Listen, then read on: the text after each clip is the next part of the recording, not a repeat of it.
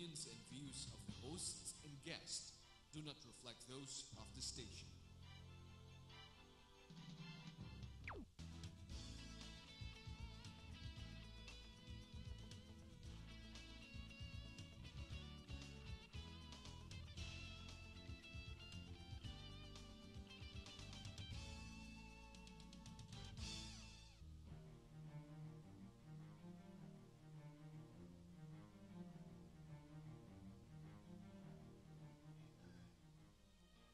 Hello, good evening.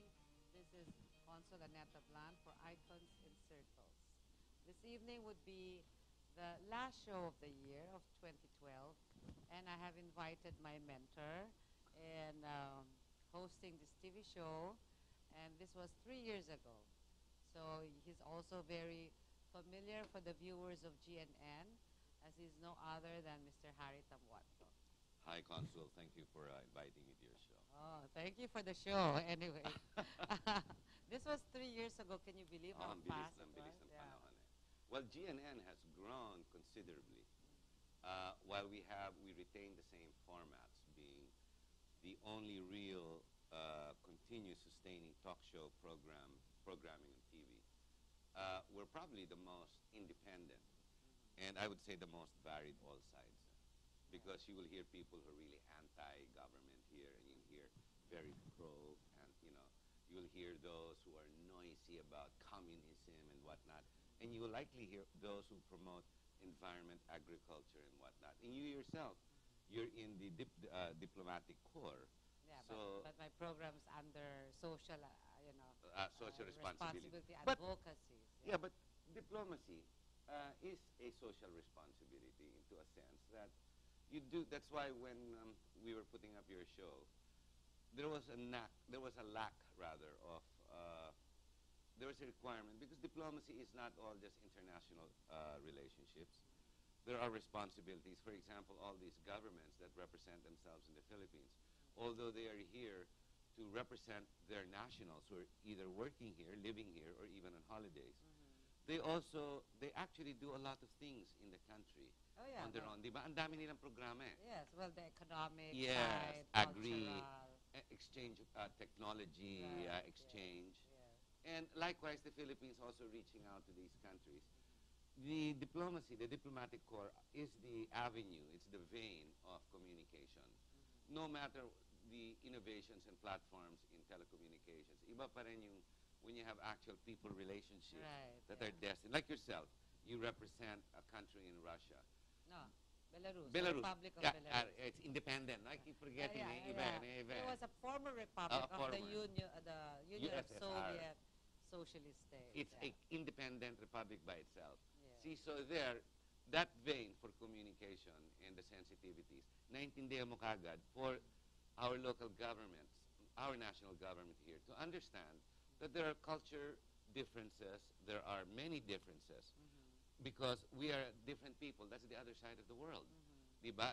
Be it for their food, their agriculture, their innovations, their contributions, their art. Diba? Ang dami eh. Exactly. I've met a lot of Belarusians. Yes, What do you call it? Belarusians. Belarusians. So I've met a lot of them here, not realizing at first there was a lack of understanding kung sinong Ruso. And they don't like being called Russians. They're Belarus. Yes. Then I realized, iba. It's like in Europe, you have the Danes, the people of the Netherlands. The Scandinavians, for Scandinavian, example. The Swedish, the Finns, and the... Ako, I look at them, di ba aliman lahat yan? Hindi. Hindi. They'll say no. Of course, between the British, the French, and the Italians, there's a stark difference. Right. But all those others na tabi-tabi, my gosh, iba-iba rin ang kultura nila. No? Yes. There are real sensitivities. If you don't understand it, you will fumble when you try to meet with them, be it for investment, innovation, di ba? No, actually, a lot of people ask me about the country I represent, which is the Republic of Belarus. And, we go into this informative discussion, and it's interesting because then they're enlightened. Where is it? Where is it It's first? right beside Poland, Ukraine. Poland, medyo kilala pa siya because remember the Pope John Paul Was Polish. Was Polish. So sort of, and then pilgrimages also to that area. But anyway, yeah, we have a lot of issues, you know, it's like this program's about the recap of 2012. Interesting. Okay.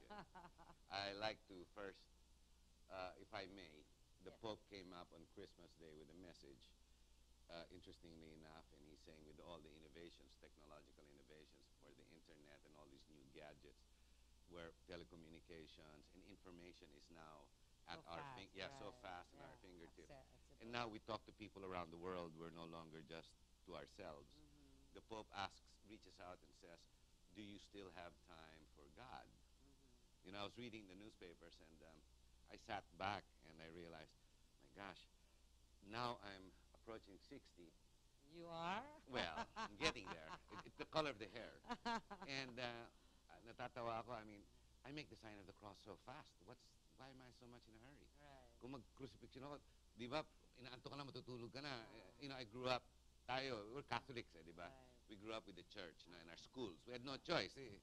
This is our, itong upbringing natin to. Foundation. Foundation natin. You know, tandaan ko yung grade school ka. Di ba? Ngayon, matutulog na. Minsan, ayaw mo na nga ako. Imagining I'm making the sign of the cross. Sa mata mo na lang eh. So, really, the message of the Pope was moving. Tama, no? We are putting less and less time. And, well, in the Philippines, ang dami nangyayari. No? I mean, there's the issues like RH. But, Right, okay, right. I'll let you lead there. No, it's all right because that's true. We get involved in so many other things that our spiritual life is neglected. Right. But anyway, since you mentioned the RH bill, okay, there is a campaign. May I also mention, share it with our viewers. There is a campaign for the Red Ribbon for Life. Okay, Pro-life. Pro-life, and this is to ask the president to reconsider, you know, signing the RH bill. So this is for him to veto, to show him like a, Which you want? sorry? Which you want? Which he won't because, you know. Siya nga proponent eh. Oo nga. Well, in the beginning, you know, I was saying, yeah, I'm for the RH bill. Then, Congresswoman Mitos Magsaysay explained it to me. She said, we have already that law passed regarding the health of women and children. Now, she said that it's just a matter of the budget. 7 Okay. billion. The 7 billion. Correct. I said, is that so? I said, well, thank you for enlightening me. And it's true, the 7 billion is the big issue here. The not pharmaceuticals. Right, the pharmaceuticals. Ang take ko dyan, like you, I was pro-RH bill because of basically maternal health. Yes. Yeah. I'm not sure the RH bill is a health bill. I'm not sure if it's a population bill to reduce the population. I'm not sure it's an agricultural bill. I mean, in the sense that it's for food. Because if you have less eaters, less food production, we'll have more ample food.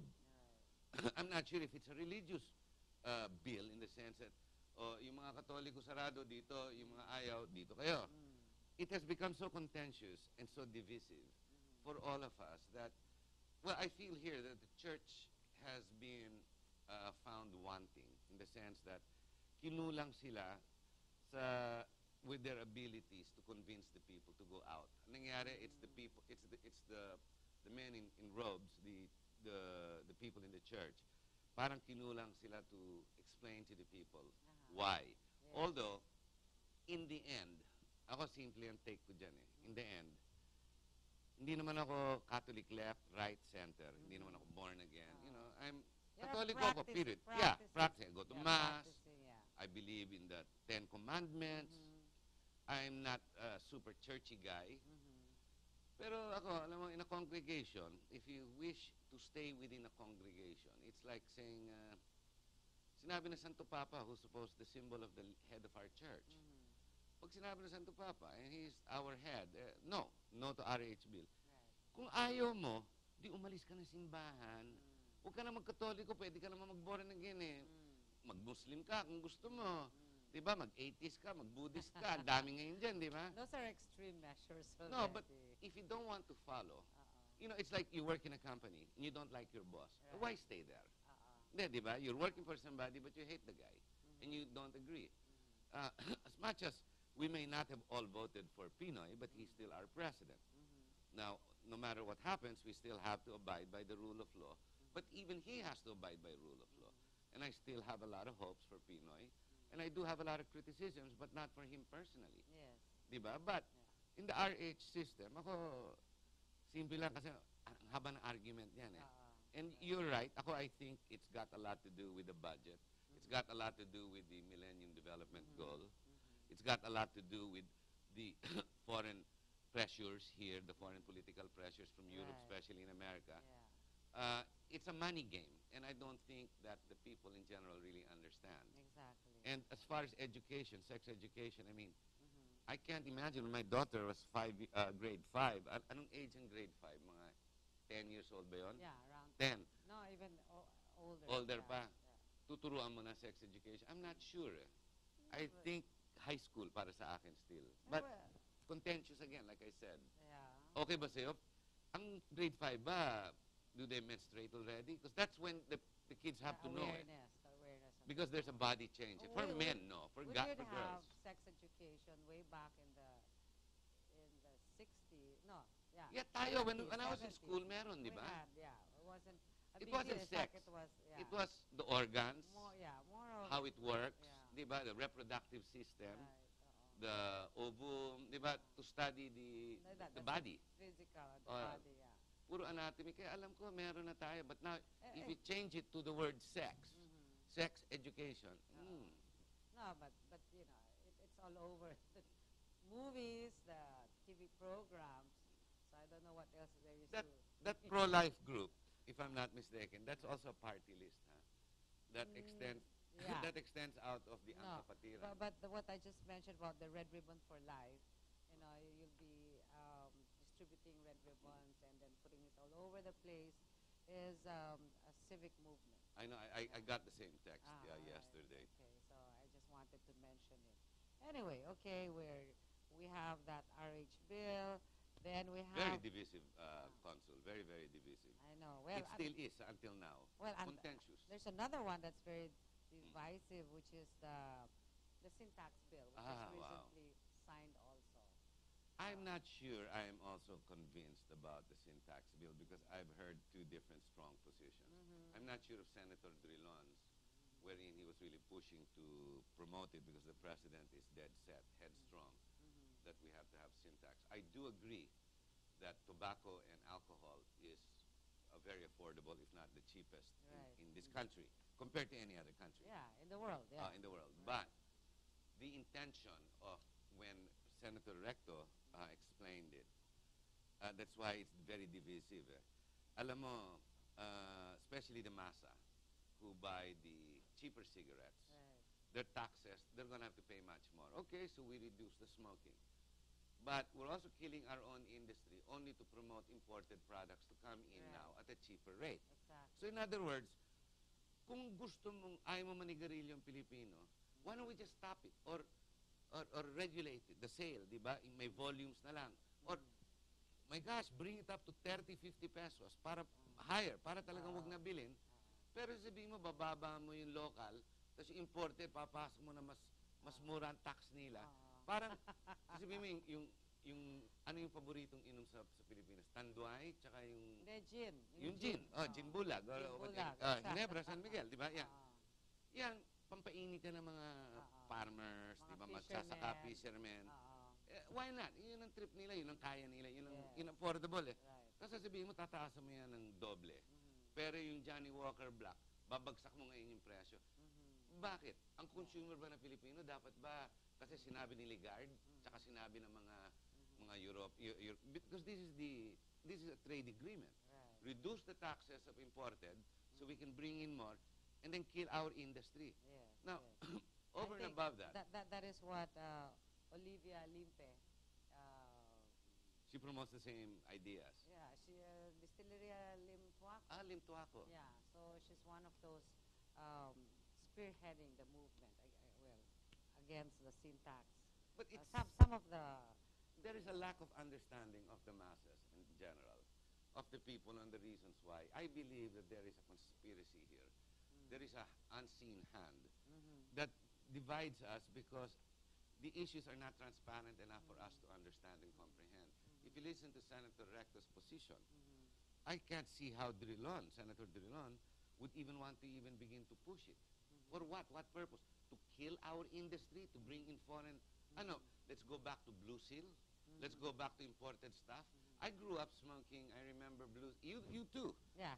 Blue Seal cigarettes, di ba? Yes. And then until the locals became just as good Yeah. and it started to collect tax, di okay lang. Ngayon we're gonna go back to that. I don't understand. And already the local industry is already being taxed anyway, heavily. Kung ayaw ng gobyerno, kung gusto mo maging health bill to, pagbawalan mo na lang sigarilyo altogether or gawin mo mahal pero sabay-sabay lahat. Huwag yung imported, bawasan natin para makapasok sila ng bayan. Mali naman yun.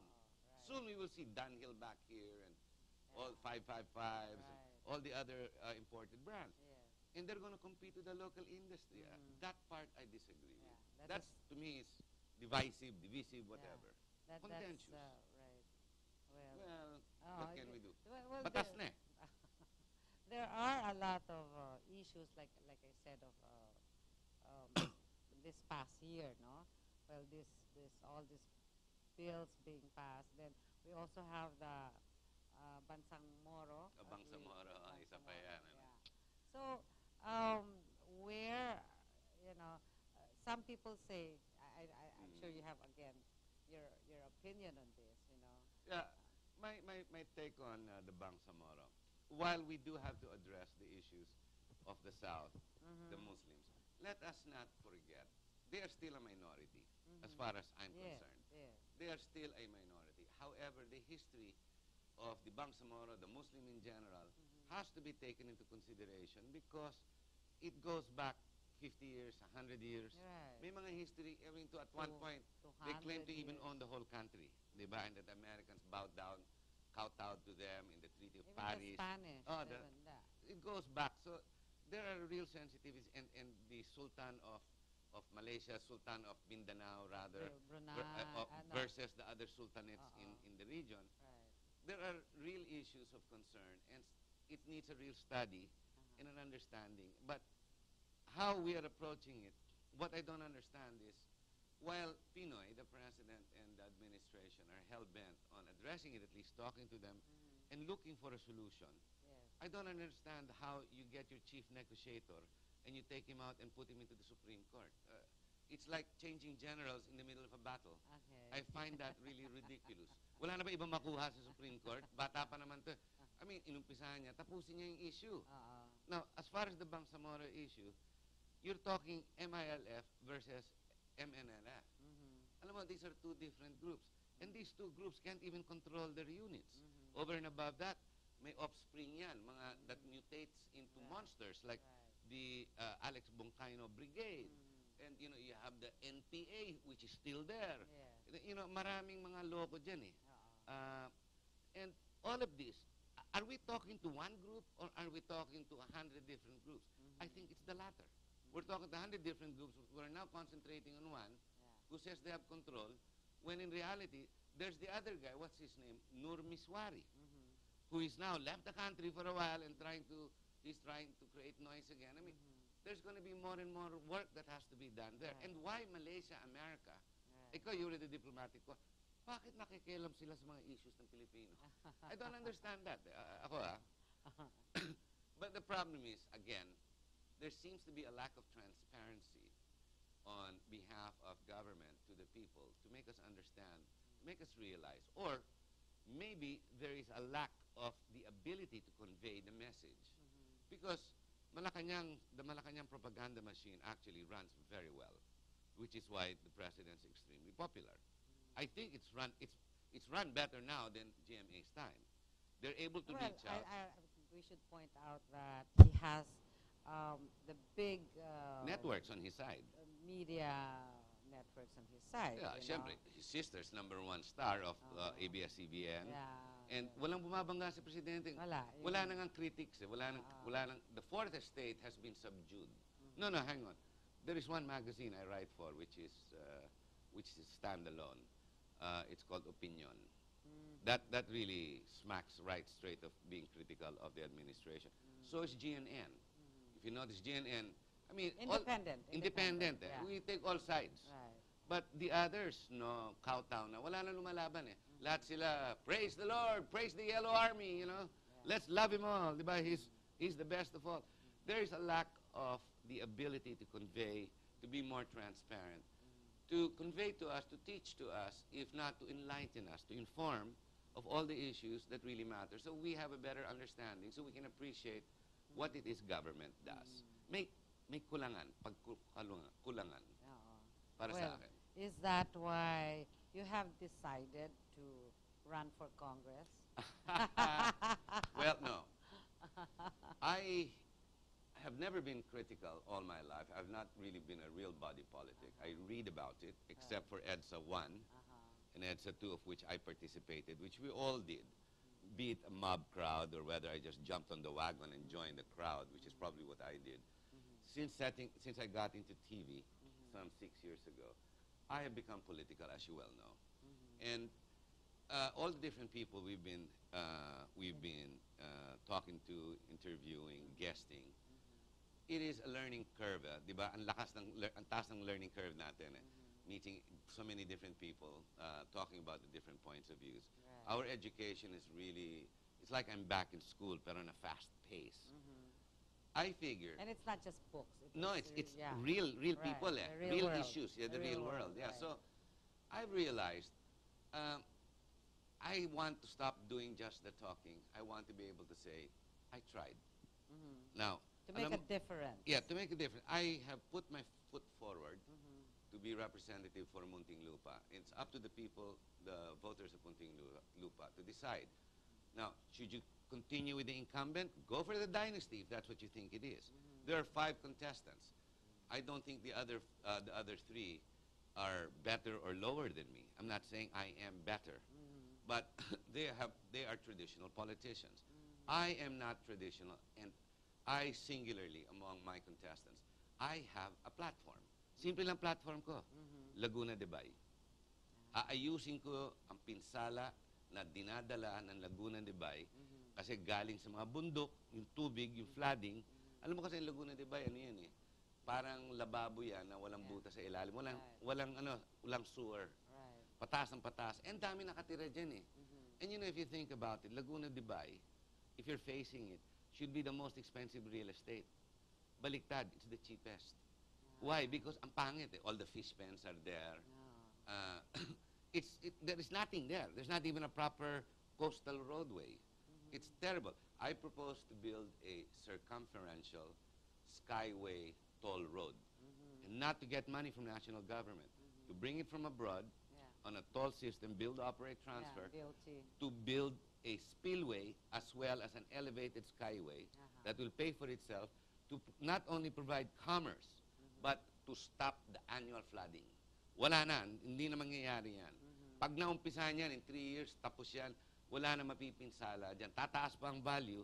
Biro mo nakatira ka sa Binangonan. Gusto mo pumunta ng Laguna, Pagsanghan. That takes you 4 or 5 hours from there.